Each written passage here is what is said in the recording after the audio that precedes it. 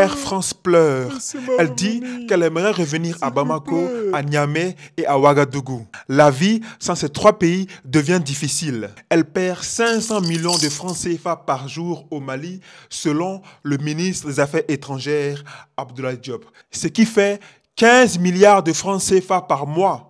Alors de quoi il s'agit? Bienvenue, je suis Azer. Je valorise la culture et les interactions africaines. Abonne-toi pour approfondir tes connaissances sur le quotidien des Africains et active la cloche de notification pour voir les nouvelles vidéos à venir. C'est parti. Selon Anne Rigaille, directrice générale d'Air France, l'AES représente un marché très important dans la vie économique du groupe. Je la cite, la reprise de vol nécessite l'autorisation des autorités locales. Autorités que la France appelle junte. Pour rappel, Air France a suspendu ses vols en direction de ces trois pays en août 2023, prétextant la situation sécuritaire au Sahel, allant jusqu'à inscrire ces trois pays dans la zone rouge, incitant les autres compagnies à ne pas s'y rendre. Si c'est pour sanctionner le Mali parce qu'il supporte le Niger, on le fera. Cela ne va pas nous dissuader.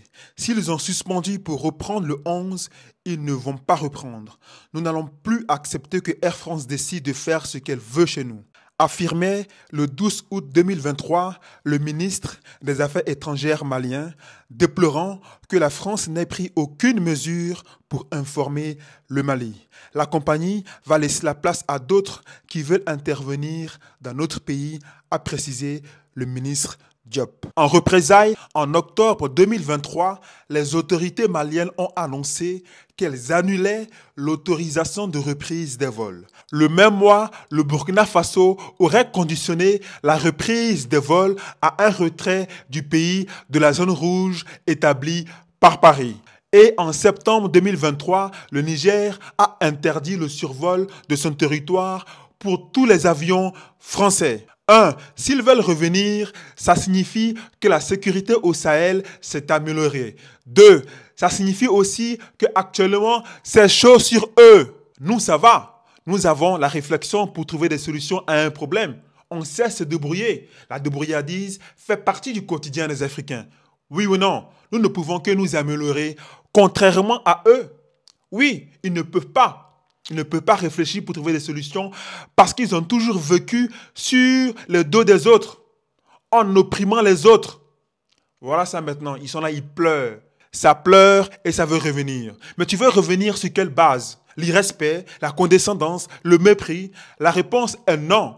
Est-ce que tu as même déjà réparé les torts que tu as causés à tous les clients africains que tu servais? Hein? Mais que pensent les citoyens africains de cette histoire? Lisons les commentaires de mon compte TikTok Azeri Media.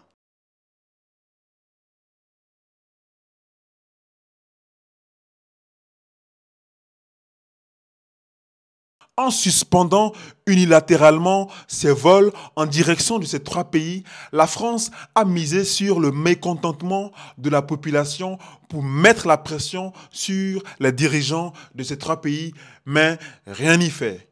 Et comme l'a dit le ministre malien, le vide laissé par Air France a tout simplement été comblé par d'autres. C'est le cas de la compagnie Corsair qui est passée de 3 vols hebdomadaires à 6. Corsair a pris la place d'Air France et est monté en puissance, souvent en vol direct sur la France ou en vol indirect en passant par Cotonou ou Abidjan. Madame Haas, directrice commerciale de Corsair. Pareil pour Turkish Airlines qui a augmenté ses capacités au Burkina Faso, passant de 7 000 à 10 000 et au Niger de 2 000 à 4 000, pour ne citer que ces deux compagnies.